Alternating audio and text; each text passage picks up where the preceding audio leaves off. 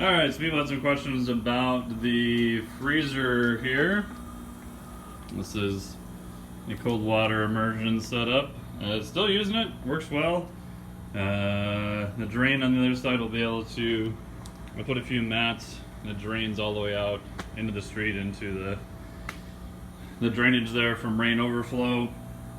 I put a ozone generator on there now to help keep the water clean. I haven't changed it out really since I put the ozone on there. I was getting a little bit of debris on the inside, but not bad.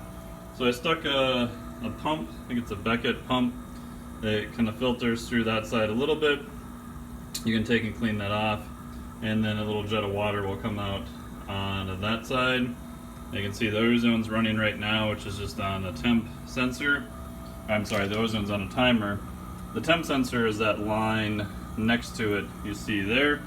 So that I'm using it's a Inkbird temp sensor. That's pretty inexpensive. So it is set at, the water temp right now is 45 since I added some water to it, and it's set at 43. So when it gets 2 degrees above that, so when it hits 45, it'll actually kick on and turn on the freezer. That'll run until it gets down to 43, and then it'll turn off, which works pretty good. The freezers do get pretty warm, but that way it won't run indefinitely, and I don't have to worry about a timer on it. What I did with the pump on the inside, I put a splitter on the Inkbird. So the pump on the inside will only turn on whenever this is set to go off. Whenever the freezer is on to cool it down, then the pump will turn on and circulate the water. Since I'm pretty much in here at least once a day, almost every day, so I don't need it to circulate all the time. But that's the setup for now. What we're doing later is, once I clean off this area over here, next project is once I drain it, I'm going to try to move it to fit over in that area.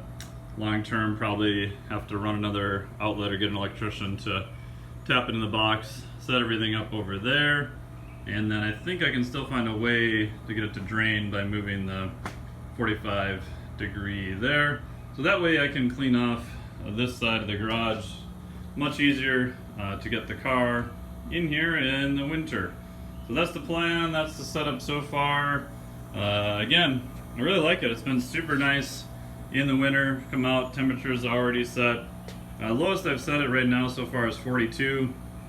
I started at 45 to 47. Even going from 45 to 42 feels quite a bit colder. And it's a pretty big freezer. I think it's 15.6 cubic feet. And then I did seal the inside with silicone, which I had around here somewhere. Now, if you do seal the inside with silicone, use the big, large tubes. It'll make your life much easier. Don't use those little tiny tubes that everybody recommends you to use. That was kind of a disaster. So, there we go. Any questions? Cold water immersion on your own? See ya.